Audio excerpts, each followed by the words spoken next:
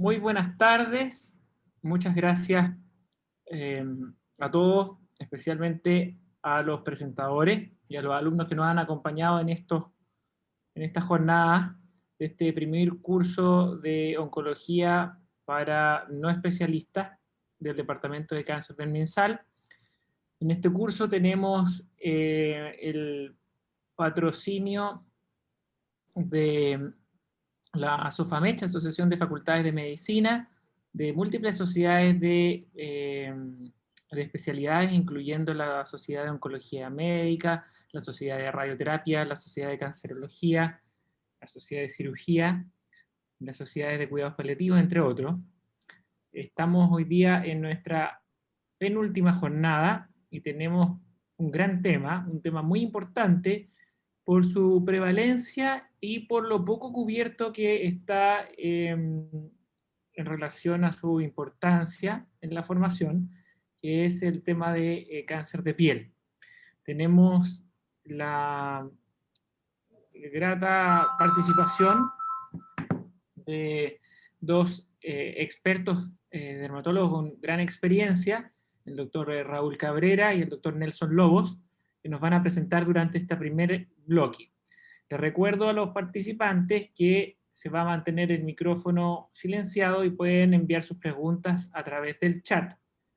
Con esto dejo al doctor Raúl Cabrera. Adelante, doctor. Muchas gracias. Primero que nada quisiera agradecer al Ministerio de Salud por darnos la oportunidad de proyectar este asunto de cáncer de piel que es tan importante, y también a mi querido colega Nelson Lobos, con quien tengo el gusto de trabajar, tanto en el Departamento de Dermatología de la Universidad del Desarrollo Clínica Alemana, y que él además trabaja en el Instituto Nacional del Cáncer. Aquí lo importante, evidentemente, es entender que este es un asunto que es muy importante y que en la actualidad, ¿no es cierto?, lo convierte en el cáncer más frecuente del mundo. Vamos a discernir entonces ciertos objetivos, que son los conceptos básicos epidemiológicos del cáncer de piel, conocer lesiones precursoras, ver los tumores malignos más frecuentes y un manejo terapéutico básico y de conceptos de derivación del cáncer de piel.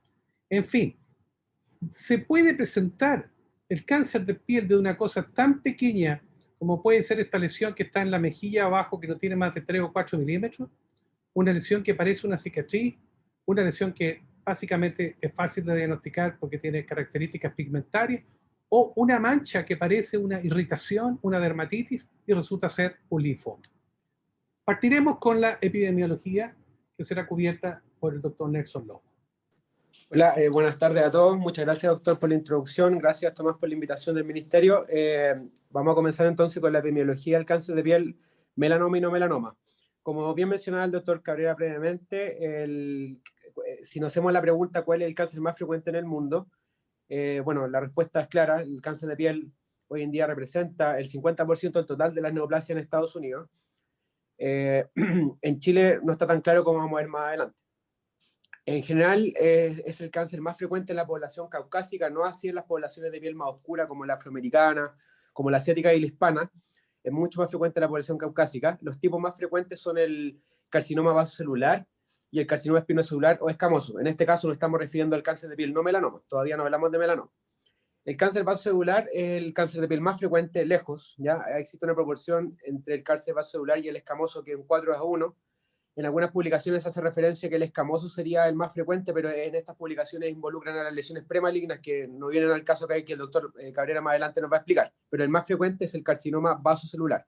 Da cuenta de 18 a 20 veces más casos que el melanoma. Es más frecuente en áreas fotoexpuestas, ¿no es cierto?, como la cara, ¿no es cierto?, el escote, los dorsos, los brazos. Y el promedio de diagnóstico en general en los hombres anda entre los 59 y 65 años y las mujeres entre los 60 a 66 años. En el caso del melanoma, da cuenta del 5% de los cánceres de piel en total, sin embargo, da cuenta del 80 al 90% total de las muertes atribuidas a cáncer de piel, a diferencia de los anteriores. La incidencia anual va entre un 3 a un 7%, 100.000 casos nuevos por año a nivel mundial, la incidencia global mundial se calcula más o menos entre 15 a 20 cada 100.000 habitantes, y los países con mayor incidencia actualmente Australia y Nueva Zelanda, que llegan a tasas superiores a 60 cada 100.000 habitantes al año. Según la Organización Mundial de la Salud, a través de su proyecto GloboCan, que depende de la Agencia Internacional de Investigación de Cáncer, ellos han mencionado que el 3.5 millones de diagnósticos por año solo por cáncer de piel, con una tasa de mortalidad promedio de 0,6 por 100.000 habitantes por año, y hoy en día se considera como el cáncer que tiene un mayor crecimiento de la población blanca y caucásica, como les mencionaba previamente. Tiende a doblar sus tasas de incidencia y mortalidad cada 10 a 20 años. Aquí un poco explicando acá esta tabla que nos muestra cómo la incidencia de melanoma en Estados Unidos desde el año 75 al año 2010 aumenta de forma frecuente en población caucásica, tanto de hombres como mujeres. En la tabla que viene a continuación podemos observar esto mismo, ¿no es cierto?, este aumento de la incidencia desde el 75 al año 2011 en la población blanca, no así en poblaciones de piel afroamericana, asiática e hispánica, donde las tasas se han mantenido más o menos estables, en esos años donde aparece, que aparecen en este gráfico. Ahora, en general, ¿cuál es la situación de cáncer de piel en Chile? No hay registros actualmente en publicaciones. Avance nomás a la siguiente. No existe un registro nacional del cáncer. En octubre del 2016 el Ministerio, a través de una iniciativa de registro del cáncer, nos mostró un poco de incidencia y mortalidad del año 2000 y 2013, pero hoy en día se cree que está subdiagnosticado porque los datos que ocuparon pertenecen solamente a 3 regiones del país. No hay entonces un registro importante ahora del cual nosotros podamos, ¿no es cierto?, colgarnos para hacer una mejor interpretación de nuestra realidad. Las publicaciones son escasas y lo que sabemos es a través de este Instituto de Registro del Cáncer a nivel mundial, dependiente de la Organización Mundial de la Salud, que nos dijo que en los últimos 5 años, el año 2018, nos dijo que al 2018, en los últimos 5 años, hay entre 20 a 25 casos de melanoma, ¿ya? Por cada año, y que esta tasa se va a tender a aumentar y a doblar en los próximos años. Entonces, ahora, ¿qué factores están asociados al cáncer de piel? Como hay múltiples factores que hoy en día se han asociado, ¿no es cierto?, a la formación de cáncer de piel, melanoma y no melanoma. Históricamente, nosotros sabemos que la radiación solar es uno de los más importantes. Sin embargo, en esta tabla que les dejé ahí a continuación pueden ver todos los factores que de alguna cierta forma juegan un rol en esta patogenia, ¿no es cierto?, de la formación del cáncer de piel, como la historia familiar. Esto es particularmente en el caso del melanoma, que es el cáncer más preocupante y el que se asocia a una tasa de mortalidad importante, pero en general, tanto para el cáncer de piel, en particular para el cáncer de piel no melanoma, la radiación UV es muy importante. La exposición solar acumulativa crónica ha demostrado ser un factor importante de riesgo, no así para el melanoma. No todos los tipos de melanoma y la mayor cantidad de melanomas no se han asociado, y a la fecha no se ha logrado demostrar un verdadero efecto como del sol acumulativo como causa, sino más bien las quemaduras solares que ocurren en la primera infancia. Factores genéticos entonces asociados son historia familiar de melanoma cutáneo. Fenotipo, ¿a qué me refiero con esto? Con fototipo 1 y 2, es decir, pieles claras, pieles blancas que no se broncean, sino que más tienden a ponerse rojas con el sol, que tienen pecas, que tienen pelo rojizo, ojos azules. Algunos defectos también genéticos en la reparación del DNA. Recordemos que el sol puede generar una alteración genética a nivel de nuestros genes, y hay un sistema de reparación de nuestro sistema inmune que con el tiempo no va siendo efectivo, y hay algunas enfermedades también genéticas que se asocian a este tipo de alteraciones, como el solearma pigmentoso. Algunos factores ambientales, como les decía, la exposición solar intensa intermitente, generalmente las quemaduras solares en la primera infancia se han asociado más a melanoma. La exposición solar crónica no se ha asociado tanto a melanoma de forma directa, solo a un tipo de melanoma que se da en zonas fotoexpuestas, pero sí es un factor muy importante para la formación de carcinomas no melanoma, como el vaso celular y el espinocelular. Residencia en latitudes ecuatoriales, antecedentes de tratamientos con fototerapia con un tipo especial de luz que se llama UVA, en el caso de la psoriasis, por ejemplo, que lo ocupamos mucho nosotros. Camas de bronceado o solarium están prohibidas por la Organización Mundial de la Salud desde el año 2009, especialmente cuando se recibe este tratamiento o esta costumbre, ¿no es cierto?, de ocuparla en menores de 35 años. La inmunosupresión también es un factor importante, aumenta hasta 3 a 4 veces el riesgo de hacer melanoma, y generalmente los pacientes se presentan con melanomas más avanzados al momento del diagnóstico. Y finalmente la expresión fenotípica y la interacción genético-ambiental. Una cosa importante es la presencia de neos melanocíticos y léntigos solares, que son manchas provocadas por el sol en nuestros pacientes. Cuando hay más de 100 lunares adquiridos en el cuerpo, cuando hay más de 5 lunares atípicos, que es un concepto hoy en día medio difícil de explicar, pero que hace referencia a una alteración en cómo se ve el lunar, que tiene también una alteración a nivel histológica, y léntigos solares múltiples son esas tres alteraciones fenotípicas que predisponen también a tener mayor riesgo de cáncer. Y por supuesto, una historia personal de melanoma cutáneo. Se cree que una persona que ha tenido melanoma cutáneo puede tener un segundo melanoma en un 10% de los casos en los siguientes 10 años. Acá está un poco les contaba los fenotipos. Fíjense, el tipo 1, piel es más blanca, ¿no es cierto? Tipo 2, en general la población chilena anda el fototipo 3 y 4, y con la inmigración también el fototipo ha aumentado. Incluso hoy día nos encontramos con fototipo 5 e incluso 6, que tienen un poco menor de riesgo de hacer melanoma que los fototipos 1 y 2. Ahora, con respecto a la edad, el riesgo aumenta sobre los 50 años. Se cree que el promedio, como les mostraba, anda entre los 55 y los 65 para ambos tipos de cáncer, pero en nuestras consultas cada vez hemos ido viendo que llegan pacientes más jóvenes con diagnóstico de melanoma y de cáncer de piel no melanoma. Y también hay mayor frecuencia de cáncer múltiple en estos pacientes. Ahora, con respecto a los genes y cáncer de piel, hay individuos desprotegidos genéticamente. Como les explicaba previamente, hay algunos trastornos genéticos que se asocian a esta alteración en la reparación de nuestro DNA, de nuestro ADN, cuando es dañado por la radiación UV. Y como por ejemplo el celema pigmentoso, que es esta condición que nos predispone a desarrollar melanoma hasta 10, 20 veces más, y carcinoma vasocelular y escamoso incluso hasta 250 veces más. Ahora, ¿se hereda el cáncer de piel? En general hay antecedentes de melanoma familiar. Cuando los pacientes tienen melanoma familiar o hay antecedentes de más de 2 familiares con melanoma, se ha visto por ahí que hay algunos genes que podrían estar mutados y que podrían explicar esta alteración, como el CDKN2A, que se ha visto que hasta un 20% podría estar mutado en los pacientes con melanoma familiar. Y hay personas dotadas genéticamente de un mejor sistema de reparación celular. Se ha visto por ahí que hay pacientes y personas que son más sensibles a la radiación UV versus otros que son más resistentes a la radiación UV, y que no necesariamente este mecanismo, este factor de riesgo es importante para la génesis de sus cánceres. Tal como dice el doctor Lobo, es toda una condición de ascenso progresivo. Es el cáncer más frecuente, les va a tocar a ver más de alguna vez a alguno de ustedes, por una razón u otra, que hacer un diagnóstico. ¿Y cuándo tengo que pensar en esto? Tengo que conocer algunas lesiones precursoras de cáncer de piel, que son aquellas que si uno las conoce puede adivinar, aquí puede haber algo. Veamos las queratosis actínicas, las más frecuentes de todas. Una pequeña lesión detrás de una oreja, costrosa, una herida, no cierra en un mes. La he tratado con cosas tópicas y no cierra, es cáncer hasta que se demuestre lo contrario. En este caso, una queratosis actínica. Una lesión de la nariz, costrosa, con pequeñas cantidades de escamas. Y aquí se ve claramente en el cuero cabelludo. Esta persona tiene lesiones, ¿no es cierto?, que son pigmentadas, son léntigos. Pero miren acá estas lesiones escamosas. Si ustedes les pasan el dedo sobre esta lesión, van a encontrar que esa escama no se sale fácilmente. Es una escama dura, podríamos decir. Es una escama que muestra que hay una inflamación crónica en esa zona y que la piel se está modificando a un término de que la hace una condición premaligna. Vean ustedes lo que decía recién el doctor Lobo, persona joven. La persona consultó por una lesión única en la frente, costrosa, con algunas escamas periféricas. Fototipo de la piel, un fototipo muy claro, ¿no es cierto? Un fototipo tipo 1, colorina. Esa persona obviamente tenía una queratosis actínica. Y esta lesión también, que parece una lesión pigmentada, no lo era, una queratosis actínica. En otras oportunidades tenemos, como pasó en este caballero, una lesión que estuvo por años creciendo en forma local y que no respondía al tratamiento médico. Se le trató como una infección, se le trató como una psoriasis, pero esta condición evidentemente ya traspasaba todo lo que era normal y es una enfermedad de Bowen.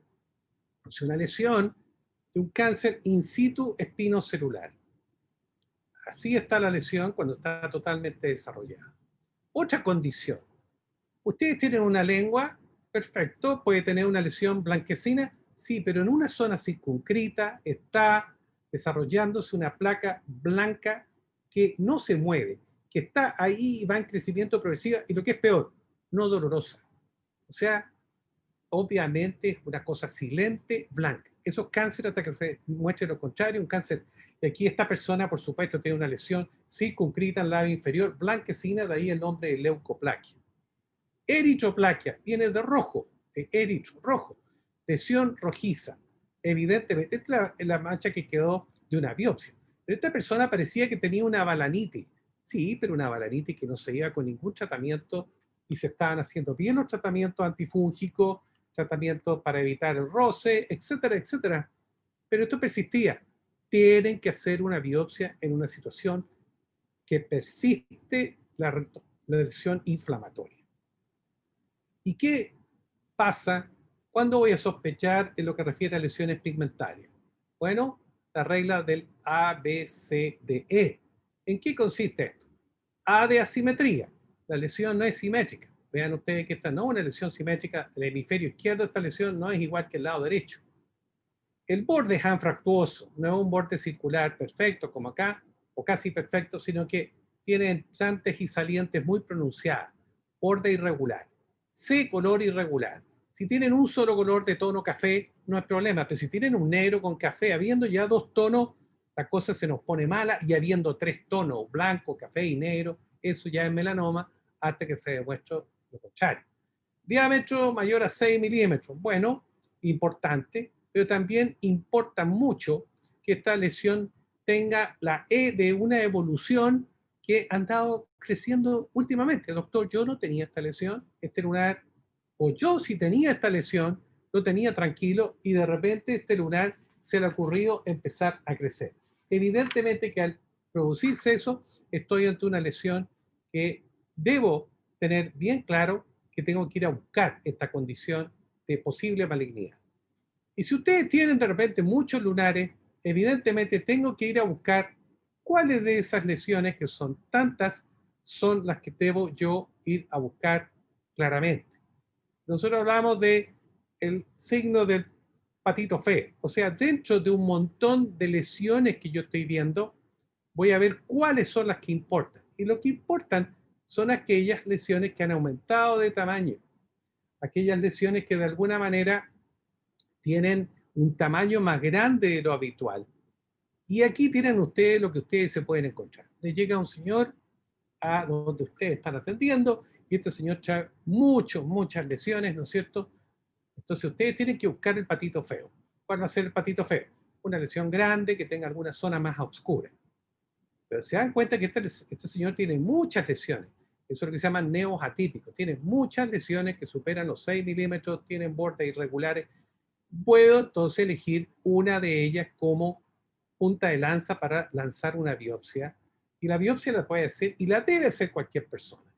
Aquí tienen claramente un close-up de estas lesiones de neos atípicos que indiscutiblemente están relacionadas con lesiones que debe uno parar las antenitas para ver si realmente esto puede desarrollarse un melanoma o no, independiente de la edad que tenga una persona.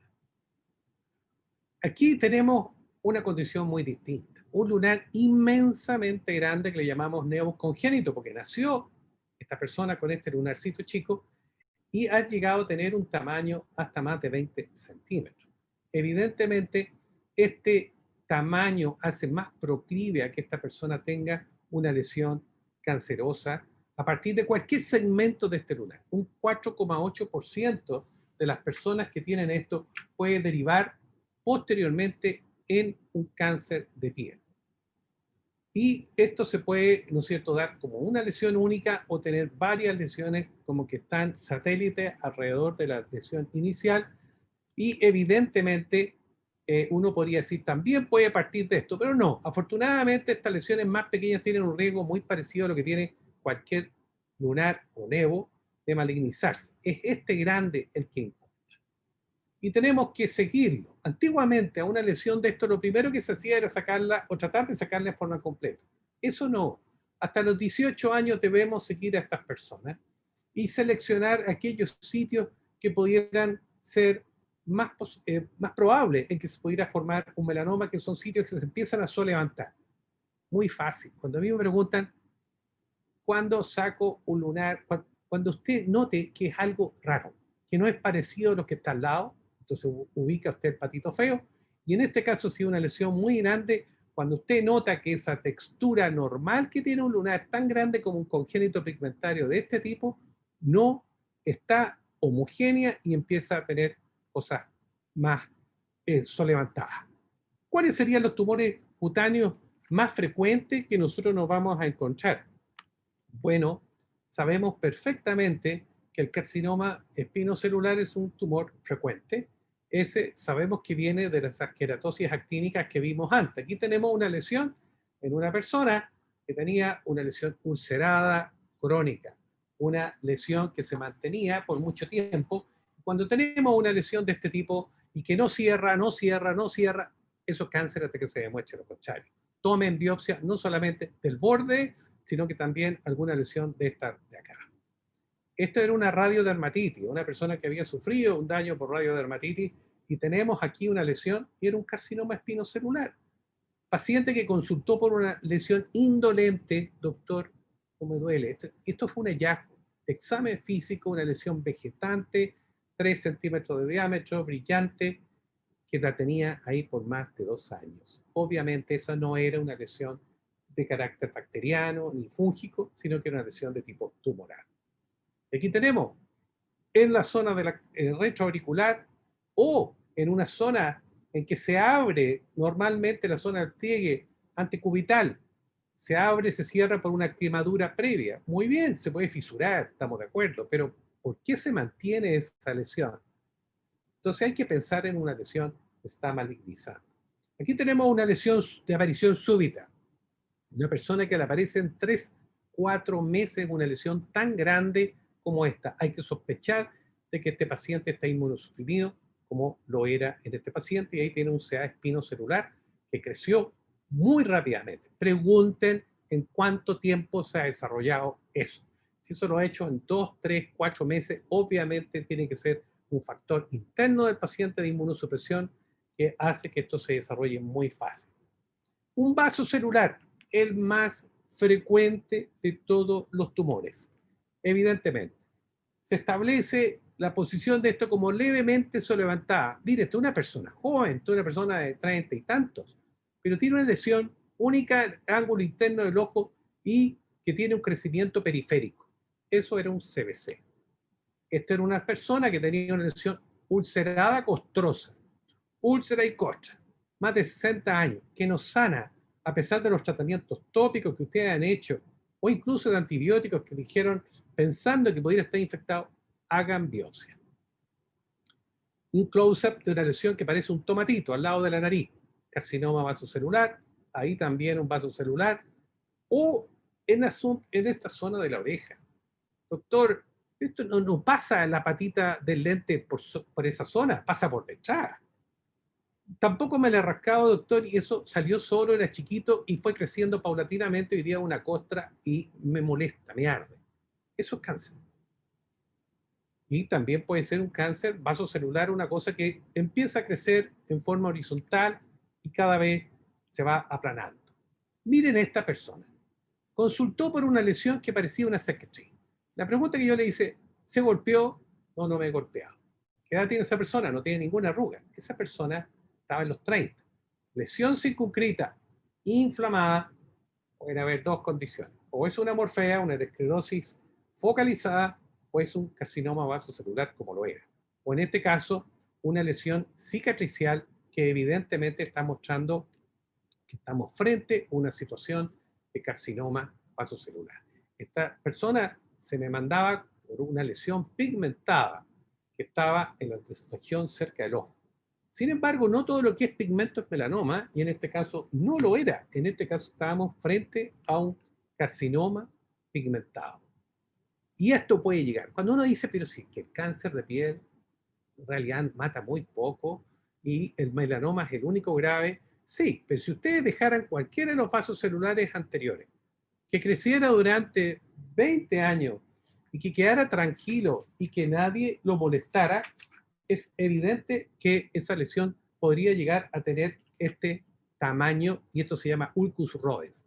El tumor va creciendo como si fuera soda cáustica que va cayendo sobre la piel y desafortunadamente va avanzando hasta llegar a zonas, hasta incluso hasta el propio hueso. Melanoma maligno, el chico malo del barrio, el que le tememos todo y que evidentemente si una persona se le diagnostica pronto, se salva, y si es tardío, puede pasarlo muy mal.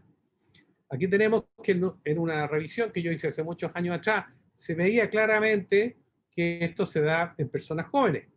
Nuevamente, después de muchos años, cuando coleccioné más casos, ¿no es cierto? Y aún ahora que tenemos más de 700 casos, se mantienen las estadísticas. Se da en personas jóvenes. Cuando digo eso, ya de los 20 años para adelante estamos diagnosticando melanoma. Y se da más que nada en mujeres que en hombres. Se ha mantenido esa diferencia, en Chile al menos, en otras partes es igual. Y la localización muy peculiar. En lo que refiere a mujeres, pierna izquierda. Y en hombres, el tronco. ¿Por qué? No se sabe. ¿Y en cuántas personas uno obtiene el antecedente de melanoma familiar? Solamente el 11%. O sea, hay, como dijo el doctor Lobo recién, algunos genes que podrían estar implicados en esto. Pero afortunadamente son los menos. Antecedentes de exposición solar. Bueno, si una persona tiene una alta exposición solar, evidentemente tiene más riesgo de tener melanoma. Ahora, si yo tuve un melanoma previo, ojo, debo estar de por vida en control dermatológico, puesto que tengo más chance de tener un segundo melanoma. Los motivos de consulta por melanoma fueron desde un cambio de coloración, aquel lunarcito, ¿no es cierto?, que me cambió, o un crecimiento rápido, y a veces un hallazgo. Qué bueno que existan estas campañas para, de alguna manera, ¿no es cierto?, uno puede hacer un diagnóstico precoz de este tipo de lesiones, porque si hace un diagnóstico precoz, absolutamente el riesgo se va al suelo, es casi cero, si yo lo encuentro en in situ. Pero si lo encuentro ya en estado de hemorragia o con ulceración, cambia la situación. Los diferentes tipos de melanoma, bueno, el extensivo nosotros nos manejamos muy parecido a los anglosajones en ese sentido. Es más frecuente el melanoma extensivo superficial, que crece por encima y le sigue el nodular. En cambio, hay ciertos países en que el nodular es mucho más frecuente, inclusive aquí en la Tierra. ¿Cómo se va a presentar? Muy variable, desde una lesión que crece en superficie a una lesión que creció en forma vertical. Desde el comienzo partió creciendo en vertical. Muy malo eso, porque evidentemente se va a hacer más probable la posibilidad que dé metástasis. En algunas zonas, como la zona del pie, va a ser muy difícil que se vea. Por eso es que es bueno examinar bien a un paciente, porque ante un cambios de color, incluso un solo de color, gris, negro, negro oscuro y café, evidentemente estamos pensando en lesión tipo melanoma. Y tenemos a veces, ¿no es cierto?, la uña que también se puede dar. Tenemos que ir viendo para ver todos estos tipos de melanomas que existen. En nuestro caso, el tipo más frecuente es el extensivo superficial, como este. Vean ustedes, pero este es más que nada un léntigo maligno, muy superficial, y que afortunadamente se puede tratar con terapia tópica, que puede hablar el doctor Lobo sobre eso, y vean ustedes un antes y un después, sin necesidad de tratamiento quirúrgico. Increíble, esta persona no podía hacerse el tratamiento quirúrgico por tener muchas otras comorbilidades. Aquí tenemos, ¿no es cierto?, un melanoma léntigo maligno, crece silencioso, no molesta. En este caso dio cambios de color del rojo y el negro, ¿ok? Pero ese es un léntigo maligno. Y este melanoma crece sobre la superficie de la piel, como que no se decidiera entrar. Aquí igual, en la zona de cuero cabelludo tenemos lo mismo. Pero aquí se está levantando un poco. Entonces es un extensivo superficial que puede tener una posibilidad de crecimiento más vertical. Visto de cerca, lo típico, bordes irregulares, un color negro con distintos tonos, hasta rosado en esta zona, eso hace pensar en algo maligno. En esto, obviamente, cualquiera diría que es una lesión maligna, pero lamentablemente esta persona consultó tardíamente. Tienen aquí la forma nodular. Estos crecen verticalmente. Esta persona me vino a consultar porque pensaba, quería sacárselo por razones estéticas. Le dije, mire, esto es distinto. Esto ha tenido cambio, y ella nos reveló que sí, en los últimos meses había crecido, levantado, estaba negro, no lo pueden quemar.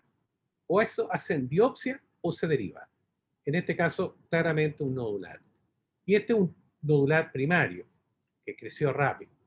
Aquí hay un elemento muy importante. Si tienen ustedes una lesión unguial que está ahí y que no tiene antecedente de trauma y es de color negro, por favor, tomen una biopsia o deriven. La biopsia debe ser muy bien tomada para que sea representativa. Sin embargo, muchas lesiones unguiales son por traumatismo. Sí, pero en una persona que no practica deporte y que no tiene esa uña traumática, es cáncer melanoma hasta que se demuestre lo contrario. También se da en las mucosas. Hay que revisar las mucosas. Los odontólogos siempre andan revisando mucosas y debemos hacerlo también muchos otros médicos, porque en este caso tenemos un melanoma de mucosa. Ahí tenemos a lo que puede llegar un melanoma. Si un melanoma nosotros no hacemos las cosas bien, podemos realmente terminar en un melanoma muy diseminado. Formas infrecuentes, las hay.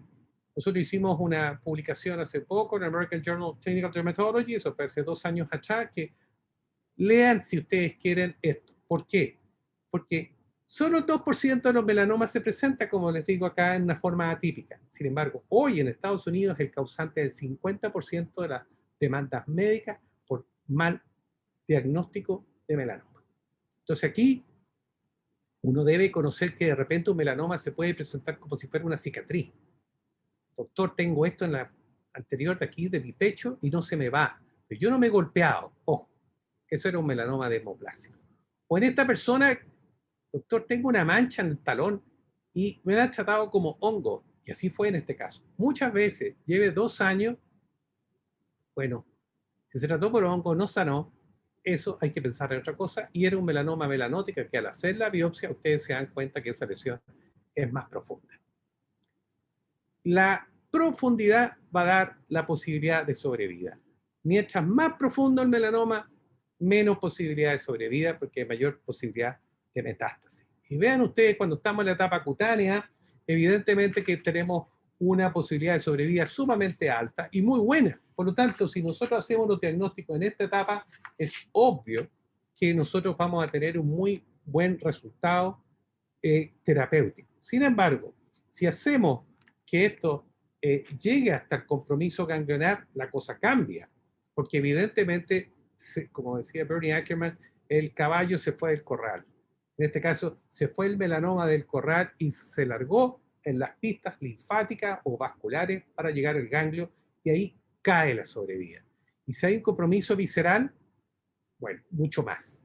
Independiente de que ahora hemos tenido muy buena noticia a partir del 2010, 2011 exactamente, de nuevos fármacos que permiten tener una mucho mejor, pero son carísimos, no están disponibles a todo el mundo y prolongan una etapa ya avanzada, pero es muy difícil todavía creer que esto sea la panacea y que hemos destruido al melanoma desde las bases, porque realmente todavía faltan algunas cosas por entender. Por lo tanto, tenemos que hacer diagnósticos lo más precoz posible, para que esto derive, ¿no es cierto?, en un buen resultado final.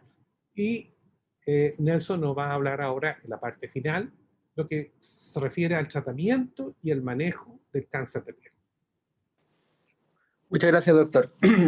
Bueno, para continuar, y una cosa importante como central de esta parte y final de la charla, es que a esta altura ustedes ya deberían haber hecho una derivación al especialista, que en este caso es el dermatólogo, a nivel primario idealmente, en los hospitales, ¿no es cierto?, o dependiendo de su red, al centro que corresponda. Lo más importante de esta presentación es enfocarse en el diagnóstico precoz, ¿ya? Todo lo que nos acaba de explicar el doctor Cabrera en relación a las heridas que persisten, a las cicatrices sin antecedentes de trauma, ocupando toda esta estrategia del ABCD, del patito feo, ¿no es cierto? A ustedes lo tiene que hacer parar la antena y decidir en ese momento tomar una biopsia, o en el caso que no se sientan capacitados o no lo quieren hacer, generar una derivación inmediata. Entonces, partiendo con el tratamiento de los cánceres de piel no melanoma, una cosa importante que esto es de resorte quirúrgico del especialista, el dermatólogo principalmente, nosotros cuando tratamos carcinomas no melanoma, ya sea vasocelulares o escamosos o espinocelulares, lo planificamos dependiendo del área anatómica, porque dependiendo de cada área hay mayor riesgo de recurrencia. Esta es la zona central de la cara, o zona H, que involucra los párpados, ¿no es cierto?, la zona central de la nariz, el mentón también, y también se le considera los genitales y el dorso de mano y pie. Para nosotros es importante porque la zona H, que es esta zona que le acabo de mencionar, es la que tiene mayor recurrencia, y esta tiene que ser tratada bajo otro término en relación a las zonas de menor recurrencia. Otros factores que nosotros también tomamos en consideración a la hora de decidir cómo tratar un cáncer de piel no melanoma son esos factores que aparecen ahí. Importantes, por ejemplo, los pacientes inmunosuprimidos, zonas que han estado expuestas a radioterapia, ¿no es cierto? También cuando hay bordes mal definidos, ¿ya? Y algunas otras cosas que son más tecnicismos. Lo importante es que yo quiero que ustedes entiendan que para el manejo de los carcinomas de piel no melanoma nosotros consideramos muchos factores de riesgo que nos pueden hacer tener mayor recurrencia. Por lo tanto, tomamos otras formas de tratamiento. Lo ideal cuando ustedes se sometan a una lesión de estas características, lo cual es muy difícil sin un dermatoscopio, uno hace la sospecha, es tomar una biopsia con un margen de 4 milímetros en las zonas de bajo riesgo, y si están en zonas de alto riesgo, como por ejemplo el párpado, donde yo no tengo que preservar piel en la nariz, donde tengo que tratar de no sacar mucha piel, de no dejar al paciente con una deformidad cosmética, ¿no es cierto? Mejor tomar una biopsia pequeña del centro de la lesión y hacer una derivación cuando tengan el diagnóstico para que nosotros lo manejemos con las técnicas más adecuadas para esto, que es la cirugía micrográfica, que lo voy a hablar a continuación. Eso es lo mismo, pero los factores de riesgo para el escamoso y el vaso celular. La cirugía micrográfica, en pocas palabras, es una cirugía donde nosotros hacemos una excisión del tejido, la cortamos de forma horizontal, a diferencia de lo que se hace con la biopsia convencional, donde los márgenes se analizan en el postoperatorio, donde el corte se hace de forma vertical, así como pan de molde. En la cirugía micrográfica, uno envía la muestra en el pabellón, estando el paciente ahí con nosotros, se corta de forma horizontal y se analiza en el intraoperatorio, de manera que podamos sacar la lesión de forma completa y así evitar la recurrencia. Este tipo de cirugía está indicada en zonas de alta recurrencia, como en la zona H, y cuando estamos frente a pacientes que tienen otros factores de riesgo que nos hacen tener mayor recurrencia, como sobre todo los pacientes inmunosuprimidos. Si ustedes ven un paciente inmunosuprimido que está con tacrolimus, otros medicamentos, ciclosporina por sus trasplantes, ¿no es cierto?, y ven lesiones sospechosas, siempre hacer una derivación inmediata y rápida al dermatólogo. Con el doctor Cabrera hemos tenido la oportunidad de recibir pacientes de extrasistemas derivados con tumores muy complicados que se metastizan rápidamente por no haber recibido un tratamiento adecuado y rápidamente. Y la gracia de la cirugía micrográfica es que uno va sacando en las diferentes zonas que se informan como que siguen comprometidas con células tumorales hasta que logramos sacar el tumor completamente. Una vez que el tumor es sacado completamente, se realiza el cierre del defecto primario. Acá es un ejemplo, un paciente con un carcinoma vasocelular en el canto interno del ojo izquierdo, y observamos cómo esta técnica, ¿no es cierto?, nos permite mapear la zona a través, nosotros nos guiamos colocando algunas suturas o otro tipo de marcaje para evaluar, ¿no es cierto?, según la hora del reloj, a las 12 generalmente marcamos 12:03 o 12:09, y mandamos la pieza completa, se corta de forma horizontal y el patólogo nos va informando el estado de positividad o negatividad de nuestros márgenes. Una vez que nosotros tenemos los márgenes libres, sin ninguna célula tumoral, procedemos al cierre, que en este caso, doctor, en la que viene, se hizo a través de un injerto, y aquí pueden ver cómo la paciente finalmente ahí se solucionó su problema y no presentó recurrencia en los próximos años. Esta cirugía es muy importante y es de resorte dermatológico de cirugía Caves y Quay. Otras alternativas terapéuticas no quirúrgicas, ¿no es cierto?, son la crioterapia, por ejemplo, que está hoy en día,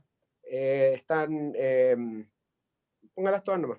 La crioterapia, en primer lugar, que se utiliza más que nada en carcinomas vasocelulares superficiales, también pueden en lesiones premalignas como las queratosis actínicas que mencionó el doctor, la enfermedad de Bowen, y también hay alternativas como la radioterapia externa o braquiterapia, terapias tópicas que son el 5-furacilo, que es un antimetabolito, y inducimos la disminución de la producción de DNA, y de esa forma atacamos las células tumorales que se están reproduciendo, ¿no es cierto?, que están creciendo. El imiquimod es también un tratamiento tópico, una crema que se coloca también en estas lesiones y que induce una respuesta inflamatoria con una activación de la respuesta innata y adquirida que genera una destrucción de las células tumorales. Ambas terapias están aprobadas para el uso, sobre todo en las variedades superficiales de ambos carcinomas, sobre todo el vaso celular, y en las lesiones también premalignas.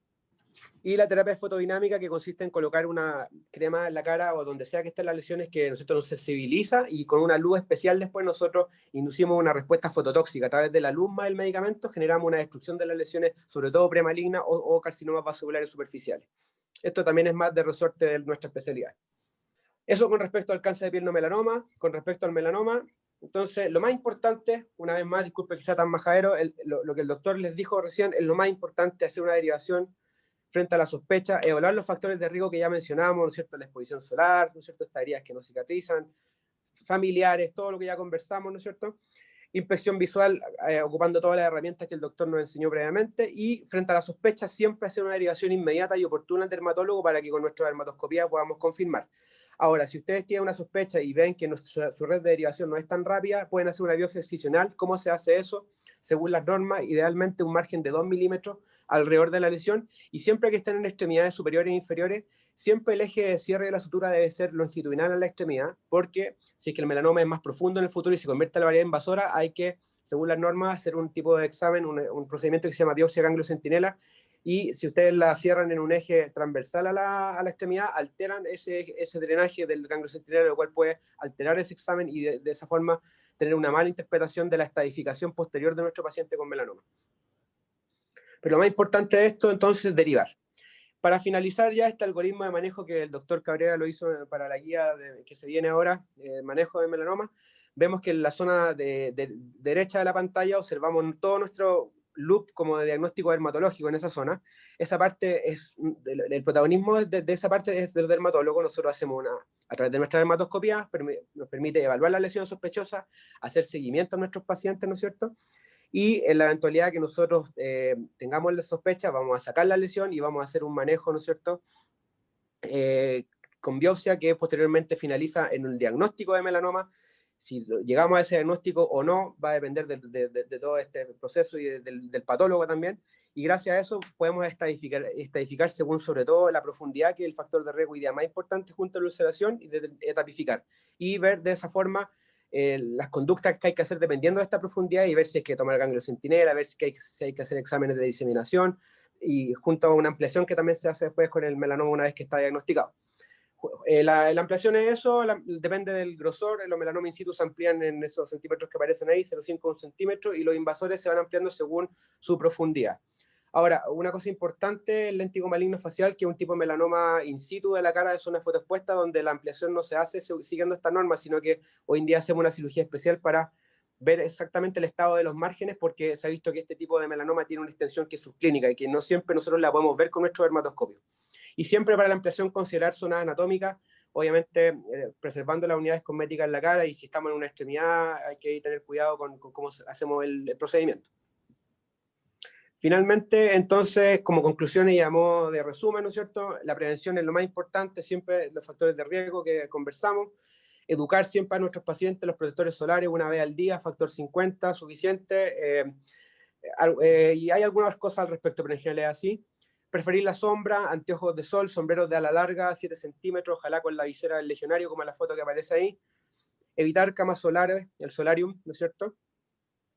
Y con respecto al diagnóstico, si la sospecha clínica alta, la biopsia excisional con un margen de 2 milímetros siempre, derivada de dermatología lo antes posible en caso de confirmar la presencia de un cáncer de piel, para continuar el manejo con todo esto que le acabo de explicar.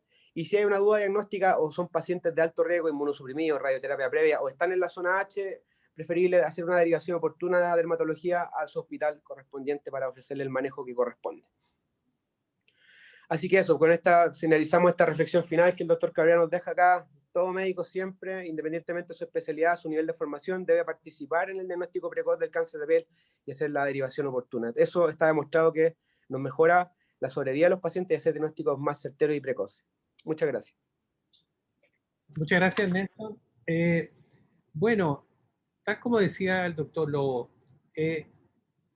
está en sus manos que hagan un diagnóstico precoz, está en sus manos que tengan que sospechar en las cosas que hablábamos de lesiones precursoras. El manejo, no le teman a tomar una biopsia, yo le temo más a la biopsia que no tomo. Una biopsia bien hecha, con las enseñanzas que les dijo el doctor Lobo, es tremendamente significativa para salvar la vida de un paciente. Y siempre va a ser mejor tener una biopsia de más que una equivocación de menos. Porque evidentemente el cáncer de piel es el más frecuente de todos los cánceres. Si yo pongo tiroides, colon, etcétera, al lado derecho y pongo al lado izquierdo piel, es 50 contra todos los demás, 50% de los tumores. O sea, les va a tocar ver. Que no mata tanto, por suerte, menos mal. Pero la morbilidad, el consumo de recursos sanitarios y evidentemente la tremenda cantidad de consulta médica que existe es muy importante. Yo creo que tanto Nelson, que trabaja en el Instituto Nacional del Cáncer, como yo, que trabajo en clínica alemana igual que Nelson, estamos dispuestos a ayudarlos en todo lo que ustedes quisieran sobre esto, y evidentemente estaremos disponibles para cualquier duda, venga de donde venga, puesto que en realidad tanto Nelson como yo hemos consagrado al servicio de dermatología, especialmente la parte oncológica. Muchas gracias. Muchas gracias, doctores Cabrera y Lobos, por esta excelente presentación. Les recordamos a los asistentes que si tienen preguntas, las realicen a través del chat. También les recordamos que en pocos minutos más va a estar disponible en el chat el link para hacer la evaluación docente de esta clase, en el fondo para recibir feedback de lo que les gustó y cosas podríamos agregar a una siguiente versión del mismo tema. Mientras nos escriben los colegas alguna pregunta, bueno, yo junto con agradecerle lo ilustrativo de la presentación con tantas imágenes, creo que al final, como se dice muy bien, una imagen vale más que muchas palabras. Les quería preguntar en relación a ¿qué creen ustedes que es la principal causa del retraso en la derivación? Porque obviamente eso puede tener múltiples factores, algunos del paciente, algunos de los colegas, algunos también de los sistemas o de los flujos de los mismos centros de primarios, secundarios, terciarios. ¿Cómo ven ustedes ese punto? Mira, yo te diría que en general, yo siempre he dicho que un paciente llega tarde porque el mismo paciente se autoderivó muy tarde, una consulta tardía, o dos, o una mala llegada a el diagnóstico médico, ya sea por una sospecha que no ocurrió o porque también hubo lamentablemente algún problema de agendamiento. O sea, hay un problema que está más tirado hacia el lado del paciente y otro más tirado a un sistema sanitario. Pero los cánceres más grandes que me ha tocado ver, a mí, como que le mostraba ese Ulcus rodens de la frente, es cuando hay una pobreza lamentablemente cultural, que tenemos que romper, que tenemos que justamente educar a la gente para que llegue más pronto, ¿no es cierto?, prontamente a los centros asistenciales. Y a los médicos también para que nosotros podamos de alguna manera hacer de que se pueda hacer un diagnóstico más precoz. Nelson, yo creo que estuvo en un situal muy especial como es el Instituto Nacional del Cáncer, en que te tocan ver lesiones muy avanzadas y evidentemente que tu palabra es importante para contestar esta pregunta. Sí, gracias doctor por el pase. Efectivamente, he tenido la experiencia de ver esto que usted comenta en el Hospital Padre Hurtado y en Instituto Nacional del Cáncer. Yo creo que hay tres cosas importantes acá. En primer lugar, los médicos generales muchas veces, no es que, yo creo que por desconocimiento, o sea, consideramos que los médicos de pregrado pasan por dermatología 2 semanas y a veces no sé, sus pasadas no siempre, ni siquiera nosotros vemos tan frecuentemente los melanomas, o sea, el doctor Cabrera y yo los vemos porque nos dedicamos a esto, pero hay dermatólogos que verán 2 melanomas al año, si es que, entonces, hay una cosa importante que hay como una subvaloración de la cosa cutánea a nivel primaria, eso le diría yo, como que, la manchita, el granito, entonces yo creo que por un lado hay un tema de desconocimiento, no hay mucho interés en algunos colegas, y generalmente los consultorios, yo también trabajé en un consultorio de 3 años, y a mí me gustaba esto, yo participaba de esto, pero en general dentro de la atención primaria no toda la gente, todos tenemos muchas más cosas que hacer, hay que controlar la hipertensión, la diabetes, el programa de alcohol y drogas, qué sé yo, entonces las lesiones cutáneas a veces no se pasan porque no hay tiempo para verlas, y es como el doctor Cabrera dice muy bien, los pacientes a veces ni siquiera se dan cuenta que lo tienen, entonces importante que ustedes se encarguen como médicos generales de preguntar los factores, de examinar a sus pacientes de pie a cabeza, y sobre todo los que tienen factores de riesgo. Eso número uno. Número dos, a través de la teledermatología esto ha mejorado. Nosotros en el Hospital Padre Hurtado y en el Instituto del Cáncer tenemos habilitado esto en nuestras comunas que nos derivan, entonces nosotros estamos viendo las lesiones a través de una fotografía con la historia clínica. Y yo siento a través de esto se ha mejorado el diagnóstico precoz. Recién aquí alguien en el chat estaba preguntando eso. Yo creo que la teledermatología es un excelente paso para mejorar la evolución, o sea, la derivación inmediata o más precoz. Yo con algunos colegas en el Padre Hurtado vemos estas fotos y decimos, ya, este paciente tienen que derivarlo, lo veo mañana. Ya, eso, hay algunas comunas donde eso funciona muy bien. No sé cómo funcionará en la zona sur, norte, pero por lo menos en el Padre Hurtado, el Instituto del Cáncer, eso funciona impecable. Hay algunos pilotos de teledermatoscopía que no funcionaron mucho porque es una herramienta muy compleja incluso para nosotros. El doctor Cabrera puede hablar un poco de eso, él es uno de los dermatoscopistas con más experiencia en este país y es un proceso que lleva mucho tiempo de aprendizaje pues, para estárselo enseñando a alguien. que no se dedica a esto, creo que a lo mejor no es tan efectivo, pero de todas formas hay algunos planes pilotos en algunas comunas. Eso con respecto y otra cosa importante es que también he visto en algunos consultorios que los médicos generales, con este afán de ayudar, a veces sacan las lesiones y las botan, ¿no? Las mandan a biopsia o las sacan mal. Entonces, si hay una alta sospecha de melanoma o de una lesión en una zona de alto riesgo, mejor hacer, como bien dice el doctor, una biopsia inicial, un punch, tomar una muestra pequeñita o sacarla completa y esperar el diagnóstico y hacer la derivación correspondiente para que el manejo lo continuemos haciendo nosotros. Yo he visto como 3 pacientes, por ejemplo, que han tenido queratosis seborreica, que son estas como lesiones que le aparecen a los pacientes de tercera edad por el envejecimiento y que las sacan como tal por encima, esto es una mancha nomás, y resultó ser un melanoma, y después el paciente llega 2 años después con metástasis en todo el cuerpo. Entonces, frente a lesiones de aparición súbita, con todo esto que el doctor Cabrera nos explicó, biopsia, derivación o derivación inmediata a través de teledermatología. Doctor, no sé si quiere agregar algo usted. No, yo creo que ha sintetizado excelente la preocupación y decir que el único órgano que está expuesto a la vista fácil es dermatología, es la piel. En cambio, en todos los demás tenemos que hacer diagnóstico a través de un endoscopio, hacer unos exámenes indirectos, hacer biopsias a ciegas. Esto está a la vista y creo que, y yo soy de los que participo, que una buena formación a los médicos de generales y médicos que están en cualquier parte es muy buena. Yo participé durante 10 años haciendo cursos en la Sociedad Médica de Santiago, iba a las 20 horas, y nos quedábamos hasta las 22 y era increíble la participación de la gente, cómo quería hacer esto. También hay una pregunta directamente sobre la calidad de los fotoprotectores y si hay alguno que sea más confiable que otro. Eso fue materia de antes. Hace 20 años atrás era muy importante de dónde venía, la procedencia, pero hoy día afortunadamente el Instituto de Salud Pública está muy interesado que si uno pone ese PF50 es realmente eso. Y es lo que yo les explico a la gente. Eso, una vez que está consagrado, bueno, fíjense también, ¿no es cierto?, las características de ese producto, si es sustentable, si al mismo tiempo permanece en la piel y no se sale con el agua. Todas esas cosas las tienen que preguntar a los médicos, ¿no es cierto?, para que ustedes puedan diseñar lo mejor para el paciente, pero obviamente que la calidad de los fotoprotectores es muy homogénea hoy día y nosotros aconsejamos, antes íbamos 30, pero decimos 50 porque la gente se pone poco.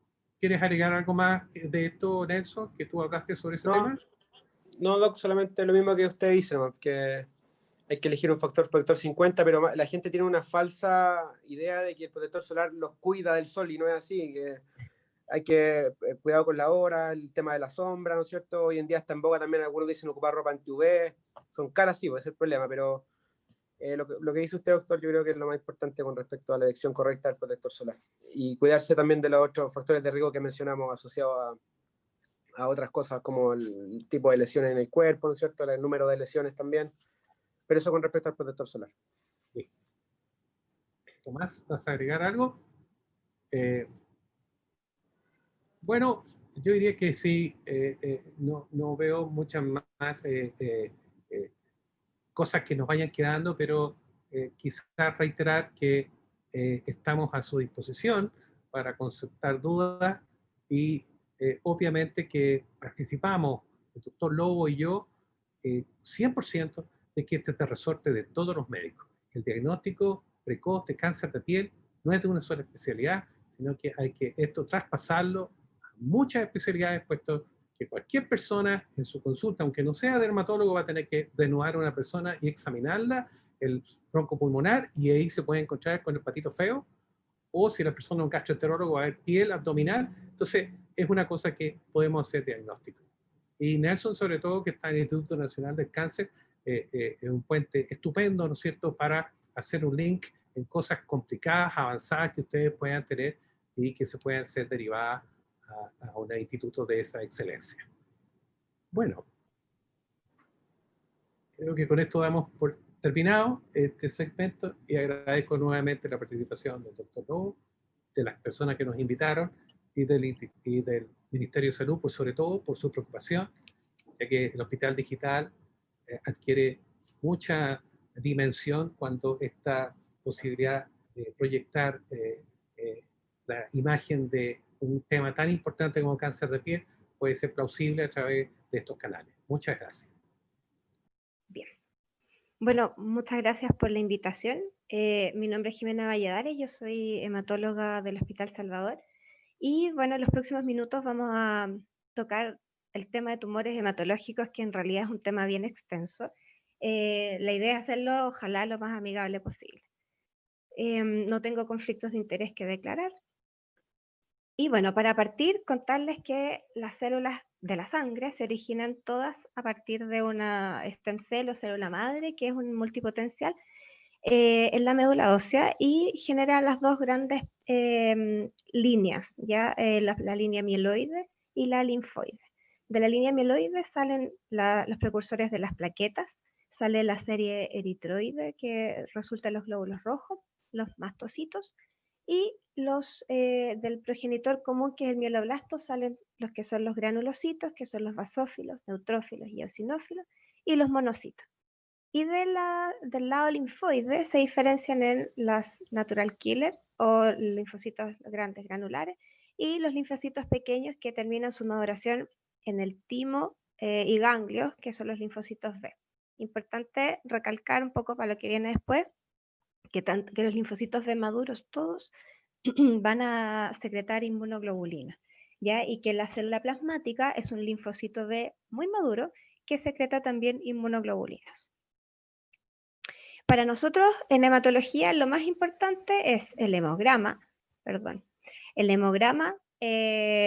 y asociado al hemograma siempre el frotis de sangre periférica. ¿Por qué? Porque el contador automático muchas veces cuenta células que son células diferentes o atípicas dentro de las que conoce.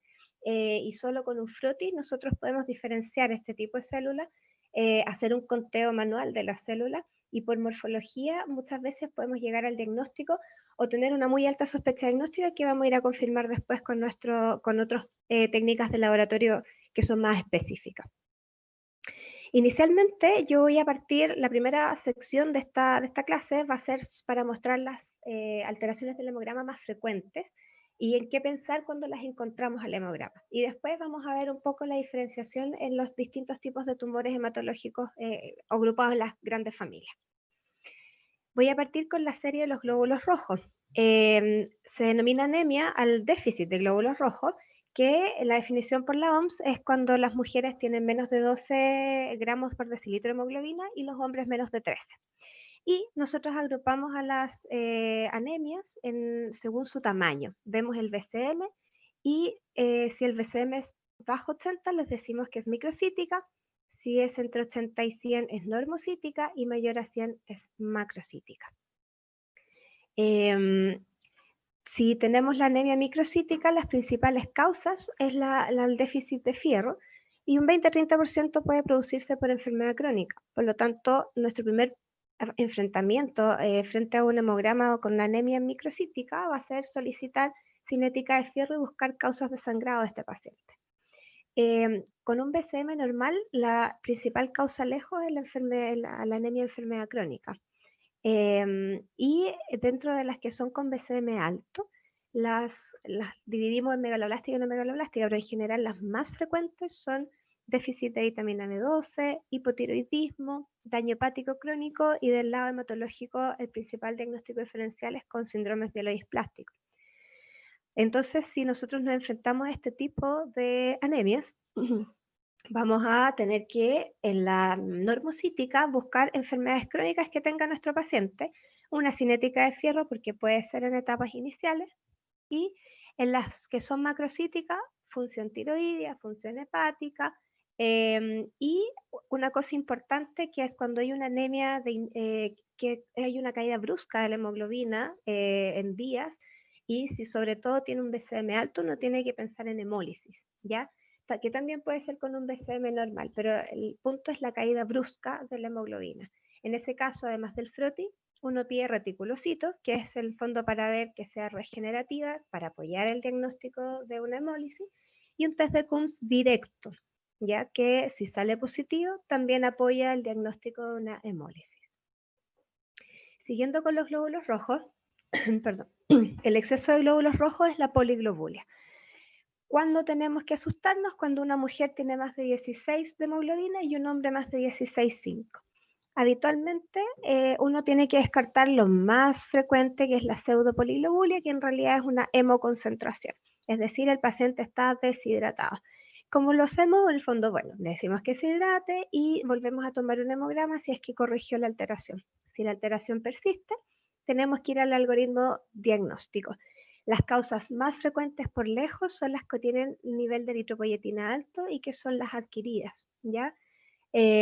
Asociadas a causas de origen pulmonar, cardíaco o tumores neuroendocrinos. Por lo tanto, nuestro estudio va a ir orientado a eso, ¿ya? A diferenciar enfermedades pulmonares, enfermedades cardíacas y un perfil bioquímico para poder también complementar.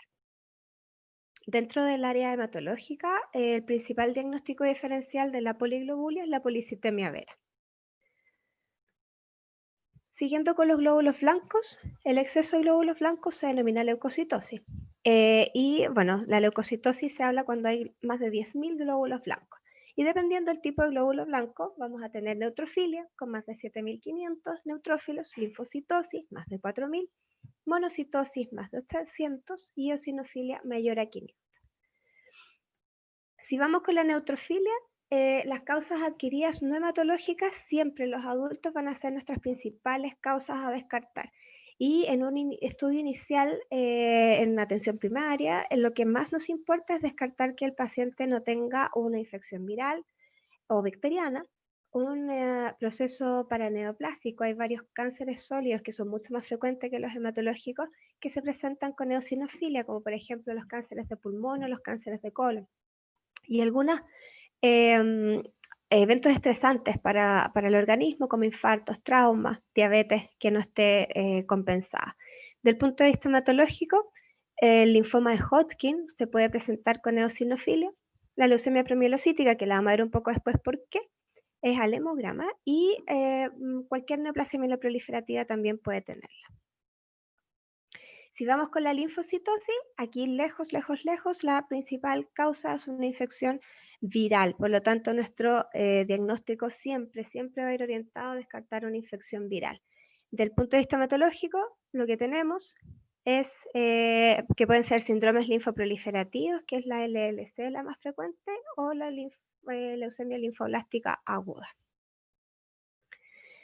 La monocitosis es el aumento de los monocitos, ¿sí? Las causas adquiridas siguen siendo las más frecuentes en los adultos y las de origen no hematológico también las más frecuentes.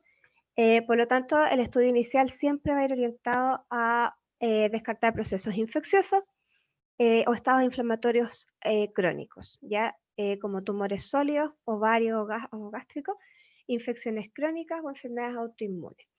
Las monocitosis lo más frecuente es que sean reactivas. Del punto de vista hematológico, la leucemia mielomonocítica crónica y algunas leucemias agudas pueden tener monocitosis. Y lo otro importante es la eosinofilia. La eosinofilia la definimos como más de 500 eosinófilos. Hablamos de hipereosinofilia cuando hay más de 1.500 y de síndrome hipereosinofílico cuando además hay síntomas que se atribuyen a la infiltración por eosinófilos de algún órgano. En este caso, las no clonales son las causas más frecuentes. Por lo tanto, tenemos que nosotros orientar el diagnóstico en la anamnesis, o sea, preguntar si el paciente tiene, por ejemplo, asma o tiene rinitis, que sea un paciente atópico, que habitualmente cursan con eosinofilia, algún fármaco que pueda haber provocado una reacción alérgica, cánceres sólidos, también como el cáncer de pulmón puede cursar con eosinofilia, enfermedades autoinmunes, principalmente las vasculitis, y parásitos, donde es súper importante que si uno va a estudiar parásitos, haga el estudio serológico, es decir, un estudio en sangre periférica. El coproparasitológico no nos sirve para diferenciar los parásitos que provocan eosinofilia. De las causas clonales, la verdad es que son muy raras. Habitualmente está relacionada a neoplasias mieloproliferativas o leucemias agudas. Siguiendo con los glóbulos blancos, una cosa importante es la neutropenia. Ya la neutropenia de causa adquirida es la más frecuente y hablamos de neutropenia cuando tenemos menos de 1.500 glóbulos neutrófilos. Ya tenemos tipos leves, moderados y severos. En general, de moderado hacia adelante, nosotros ya solicitamos derivación. Y para el estudio inicial, las causas no hematológicas adquiridas siguen siendo las más frecuentes, habitualmente daño hepático, infecciones, principalmente infecciones por gram negativos pueden provocar neutropenia, enfermedades autoinmunes y algunos cánceres sólidos. Dentro de los tumores hematológicos, algunas leucemias agudas pueden cursar con neutropenia y clásicamente la leucemia de linfocitos grandes granulares, neutropenia aislada. Y siguiendo con las series, vamos a pasar a la serie de las plaquetas. La trombocitopenia es la baja de plaquetas bajo el recuento normal, que es 150.000. También tenemos leve, moderada y severa. Y las causas habitualmente las principales son por baja la producción, por secuestro, por aumento de la destrucción de causa inmune, que es lo más frecuente. Lo primero a descartar cuando tenemos una trombocitopenia es que no sea una pseudotrombocitopenia, que significa que las plaquetas se aglutinan y el contador automático, en vez de contar cada una de esas plaquetas que se aglutina, cuenta todo como una sola plaqueta. Para poder hacer la diferenciación, se solicita el frotis de sangre periférica, donde se hace el conteo manual. O bien se puede tomar la muestra en un tubo citratado, y ahí las plaquetas no se aglutinan. Ya esa es la principal causa.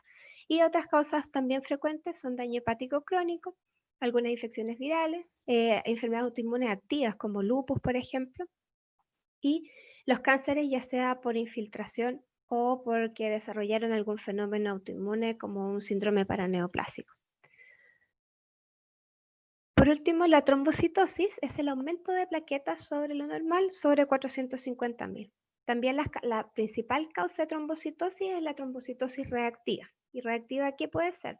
Reactiva a procesos inflamatorios o infecciosos, reactiva a una anemia ferroprida, a un paciente que ha sido esplenectomizado, o bien a tumores sólidos. ¿Ya? Del lado hematológico, habitualmente está asociado a neoplasias mieloproliferativas.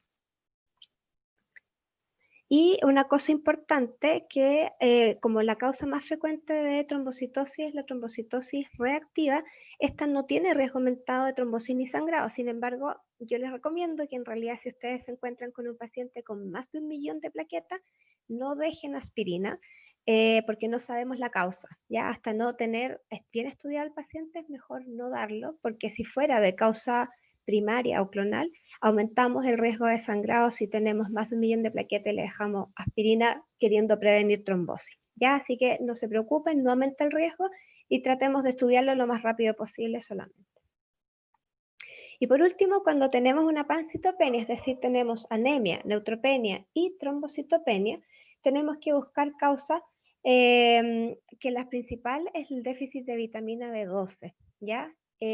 Algunas infecciones, el hiperesplenismo por daño hepático, obviamente preguntar si el paciente está consumiendo algún fármaco o está en tratamiento antineoplásico, y una vez que se descarta todo esto, se deriva para que nosotros podamos hacer la diferenciación de falla medular, que en el fondo aquí la diferenciación es básicamente apnea plástica, mielofibrosis y síndrome mielodisplástico. Entonces, con esto, nosotros la idea es dejarle súper claro que las neoplasias hematológicas son poco frecuentes, corresponden solo a 1/3 de todos los tumores, y habitualmente todas las alteraciones que vemos al hemograma son alteraciones reactivas o secundarias a otra enfermedad, y por lo tanto siempre nuestro pensamiento inicial tiene que ir dirigido a buscar esas patologías. Una vez descartado eso, uno pudiese derivarlo ya para estudiar las neoplasias hematológicas. Si agrupamos nuestras neoplasias hematológicas, las podemos agrupar en 2 grandes grupos: las que son de células inmaduras, que son todas las leucemias agudas, y dentro de las células maduras depende de la estirpe. Si es de estirpe mieloide, encontramos las neoplasias mieloproliferativas, los síndromes mielodisplásticos y los síndromes de superposición, donde tenemos la leucemia mielomonocítica crónica como la más frecuente y conocida. Y de la estirpe linfoide tenemos todos los linfomas y todas las gamapatías monoclonales, incluyendo el mieloma. Vamos a partir por las leucemias agudas, que son la proliferación clonal de células hematopoyéticas inmaduras que conocemos como blastos. La leucemia mieloide aguda es la más frecuente en los adultos. en el hemograma nosotros vamos a ver una leucocitosis que puede ser de predominio de monocitos o de neutrófilos. ¿Por qué? De monocitos, si ustedes se fijan, estos son blastos mieloides. Son grandes, son de núcleo grande y voluminoso, y el contador le parece raro, lo ve como un monocito y lo cuenta como monocito, pero es un blasto. O bien, a neutrófilo en el caso de la leucemia premielocítica. En el caso de la leucemia premielocítica, los blastos que vamos a ver son estos blastos de promielocitos que tienen muchos gránulos y estas inclusiones que se llaman gavillas, que también el contador, como no las conoce, lo más parecido es un neutrófilo y lo pasa como neutrófilo, ¿ya? Habitualmente, también, aparte de esta leucocitosis, encontramos anemia y trombocitopenia, y el diagnóstico es con procesos crónicos, como la leucemia mieloide crónica. Pero aquí la gran diferencia es que acá en la leucemia mieloide crónica tenemos la serie mieloide en todos los estadios madurativos, a diferencia de la leucemia aguda en que hay solo células inmaduras o blastos. Y la otra gran diagnóstico diferencial es la leucemia mielomonocítica crónica, donde hay un aumento de monocitos, pero son monocitos maduros, como ustedes se fijan, que aquí es bien distinta la morfología de un linfocito, de un monocito, perdón, maduro, a un blasto mieloide. En cuanto a la leucemia linfoblástica aguda, es la más frecuente en niños y jóvenes. Habitualmente vamos a encontrar linfocitosis a expensas de estos blastos linfoides, que si ustedes se fijan son células chiquititas con escaso citoplasma y un núcleo grande, muy parecido a los linfocitos maduros, pero ya les voy a mostrar cómo se ve un linfocito maduro. Y lo que sí en las linfoblásticas agudas no puede tener anemia o hemoglobina normal, y puede tener trombocitopenia o plaquetas normales. Y por supuesto el diagnóstico diferencial es con una leucemia linfática crónica, pero morfológicamente se ven muy distintas. Si ustedes se fijan, la leucemia linfática crónica es de células maduras, ¿ya? Y los linfocitos maduros se ven de esta forma, con una cromatina muy condensada que se denomina en caparazón de tortuga. Y característicamente tiene estas manchas al hemograma o al froti que se llaman los restos de Gumprecht, y que son linfocitos que se explotaron por la alta tasa de proliferación de la enfermedad. Las neoplasias mieloproliferativas son la sobreproducción de células en cualquiera de las series del hemograma, ya sea glóbulos rojos, blancos o plaquetas. Y tenemos dos grandes subtipos, los que son asociados a la translocación 922 o que tiene el cromosoma Filadelfia, que es la leucemia mieloide crónica, y todas las otras que ven acá, que son Filadelfia negativa. ¿Ya? La leucemia mieloide crónica, como les conté, tienen esta leucocitosis con serie mieloide en todos los estadios madurativos, con anemia, trombocitopenia o trombocitosis. Todas las neoplasias mieloproliferativas tienen potencial de transformación a leucemia mieloide aguda durante su evolución. La policitemia vera y todas las Filadelfia negativas en general se caracterizan por esta otra mutación que es el JAK2, ¿ya? Que está en estos porcentajes que les muestro acá. En la policitemia vera, lo principal cosa en el hemograma que nos hace pensar o sospechar el diagnóstico es la poliglobulia, pero habitualmente está acompañada de leucocitosis y trombocitosis, porque lo que caracteriza la policitemia es la panmielosis, ¿ya? La trombocitemia esencial es aumento de las plaquetas, habitualmente plaquetas muy altas que puede o no tener leucocitosis asociada. Y la mielofibrosis tiene dos fases, una que tiene leucocitosis y con o sin trombocitosis, y otra ya una fase más avanzada donde hay pancitopenia, y uno en el frotis va a ver esto, que son estos glóbulos rojos en forma de lágrima que se conocen como dacriocitos, que es por la infiltración de la médula, por esta fibrosis de la médula, y eritroblastos que no debieran estar en sangre periférica, y también algunos elementos más inmaduros de la serie mieloide. Por el contrario, los síndromes mielodisplásticos son citopenias, es de una o de más series. Puede ser anemia, neutropenia, trombocitopenia o pancitopenia, ¿ya? Esto es importante de saber porque los síndromes mielodisplásticos son de los cánceres hematológicos más frecuentes en los adultos mayores. Sin embargo, son de descarte, o sea, siempre uno tiene que buscar otras causas de citopenia o de displasia, que las más frecuentes a descartar son el déficit de vitamina B12, el daño hepático crónico, infección por VIH, ¿ya? Y al igual que las neoplasias mieloproliferativas, tienen potencial progresión a leucemia mieloide aguda. Y por último, estos síndromes de superposición, que tienen una parte que es proliferativa y una que vemos más células, y una parte que es de citopenia o de displasia. Y aquí la más frecuente es la leucemia mielomonocítica crónica. Y se las muestro porque en realidad la sospecha diagnóstica es muy fácil. Es una monocitosis mayor a 1000 que persiste por más de 3 meses en un paciente que está asintomático, donde hemos descartado otras causas de monocitosis reactiva y que puede no tener anemia asociada. Lo que sí es importante de ver, que si ustedes lo van a observar, tienen que estar atentos que si presenta bruscamente un aumento en los monocitos o alguna citopenia, o el paciente empieza a ser sintomático, volver a reevaluarlo, solicitar un frotis, porque puede haber una leucemia mieloide aguda en evolución. Las leucemias, tanto crónicas como agudas, son el número de salud 40, o sea, de GES 45.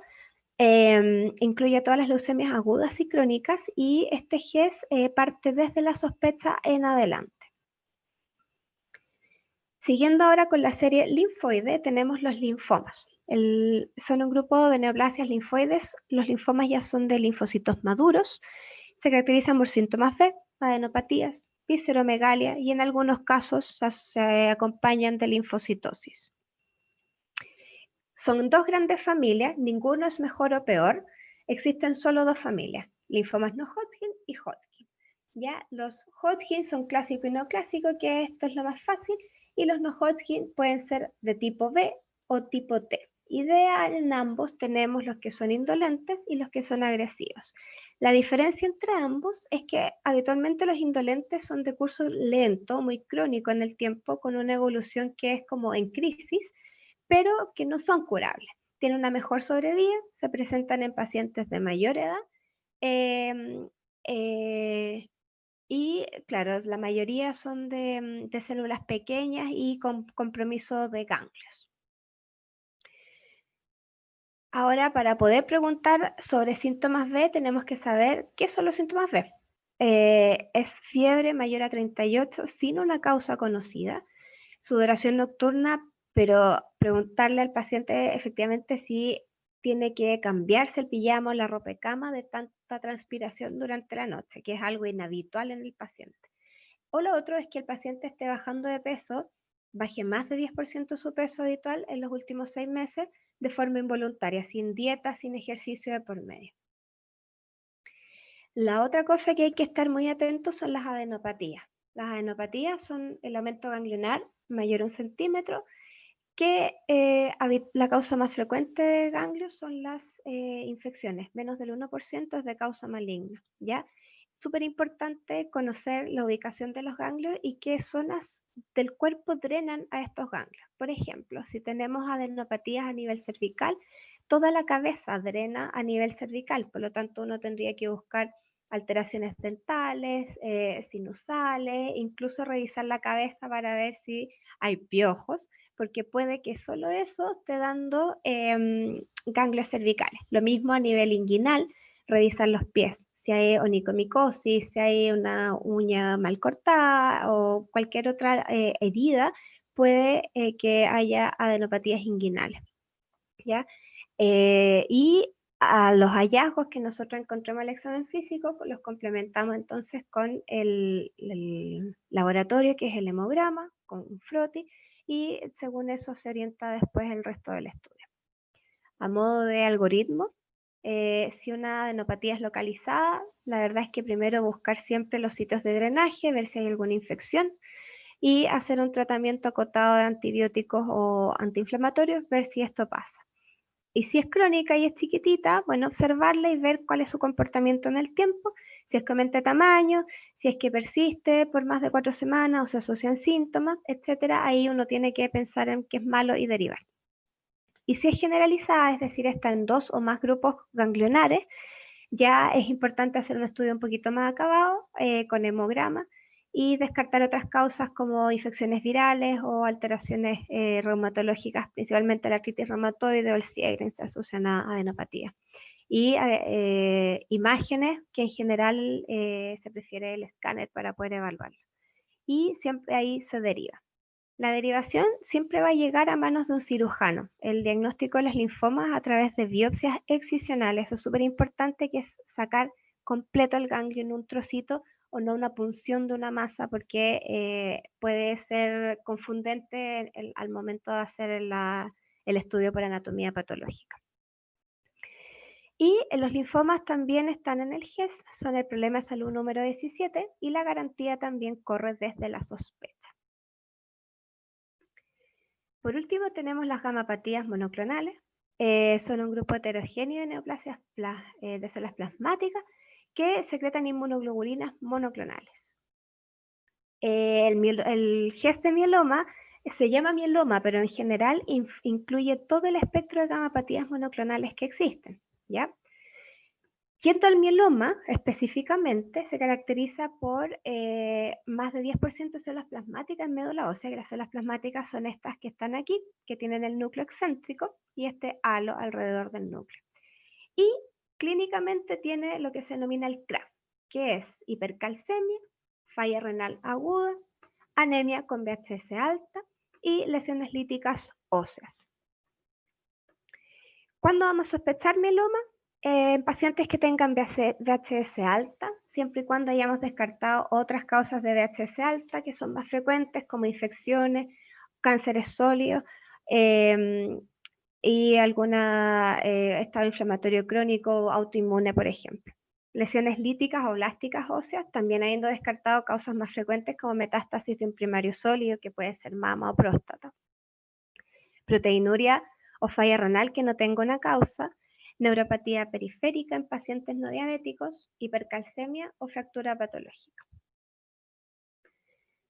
Les cuento algo de amiloidosis, principalmente porque está dentro del GES, es una patología que no es tan poco frecuente como pensamos y es bastante grave, entonces es importante diagnosticarla a tiempo. Cuando pensamos en alguien con amiloidosis, un síndrome nefrótico en paciente que no es diabético, y a nivel cardiovascular también es importante revisarlo si hay un paciente que tiene una insuficiencia cardíaca pero con fracción de eyección normal. Hepatomegalias no explicadas, polineuropatías, síntomas B, edema generalizado que no está explicado por una causa cardíaca o renal. Y lo que es más característico en la amiloidosis, pero es mucho menos frecuente como forma de presentación, es la macroglosia, el púrpura periorbitario, púrpura mapache que le llaman, o el síndrome del túnel carpiano bilateral. El mieloma está en el GES a partir del año pasado, es el problema de salud número 84, y hay una cosa importante, que la garantía GES corre desde la confirmación diagnóstica, es decir, desde que se hizo el mielograma por hematólogo y se dio el diagnóstico de mieloma. La sospecha no cae acá, por eso es súper importante que haya una búsqueda activa en la atención primaria o en los médicos que no son especialistas frente a este tema, ¿ya? Cuando tengamos con todas las cosas que les mostré, elementos para sospechar mieloma, ojalá puedan hacer como screening, que es bastante amplio y que no siempre está disponible, pero lo ideal es tratar de hacerlo para poder aumentar el grado de sospecha y poder derivarlo a tiempo. Entonces, a modo de conclusión, bueno, como hemos visto, las patologías, los tumores hematológicos en general son muy diversos, son muy heterogéneos, pero a la vez hay muchos que son muy semejantes y la diferenciación es bastante complicada en algunos casos. Es importante, y por eso les mostré y les hice toda la primera parte con todas las alteraciones al hemograma, saber analizar el hemograma y saber complementar y pensar las causas de estas alteraciones, las causas más frecuentes, y complementarlas con exámenes generales para ir descartando y limpiando un poquito el cuadro clínico. Esto es importante para tener siempre el alto índice de sospecha de estas enfermedades, que como les dije, lo hematológico siempre es lo menos frecuente, pero existe, son cánceres que son potencialmente curables la mayoría y otros muy tratables. Entonces la idea es tener un alto índice de sospecha y poder derivarlo a tiempo. Y lo que más nos interesa en realidad dejarles claro es que para nosotros el FROTI es súper importante. Si ven cualquier alteración al hemograma, ojalá puedan siempre pedir un FROTI de sangre periférica para que un hematólogo lo pueda ver y pueda hacer un conteo manual, ver la morfología y orientar el estudio y la sospecha. Ya para terminar, y esto es solo para que lo vean y se los dejamos nosotros acá, con nuestro equipo del Hospital Salvador de Hematología Clínica estuvimos trabajando, llevamos varios años ya trabajando con los gestores de atención primaria y desarrollamos este mapa de derivación, donde incluimos todas las alteraciones al hemograma que yo ya les comenté y se les dio un código CIE-10. Y se entregan las recomendaciones de cómo iniciar el diagnóstico diferencial pensando en las causas más frecuentes, cuándo derivar en forma ambulatoria y cuándo derivar en forma urgente al servicio de urgencia. Incluimos también acá algunas alteraciones de la coagulación y todos los GES, por supuesto. Con eso yo me despido. Bueno, le agradezco a mi equipo, este es el equipo de hematología clínica. Mucho de lo que hemos mostrado ahora es material de todas las capacitaciones que hemos hecho de atención primaria a lo largo de estos años. Gracias. Yo aprovecho de agradecerle a la doctora esta excelente presentación de un tema tan amplio, en un tiempo limitado y aparte con tantos elementos prácticos para los colegas que están en atención primaria, para que puedan en el fondo orientarse y hacer el diagnóstico precoz y la derivación oportuna, aprovechando al máximo los exámenes disponibles en atención primaria. Si es que no hay más preguntas, vamos a entonces despedirnos por hoy día. Les recuerdo que el próximo lunes es el último día del curso, donde vamos a ver urgencias oncológicas. Ese es el último módulo, y luego ya la siguiente semana se va a abrir el examen para los que quieran certificarse.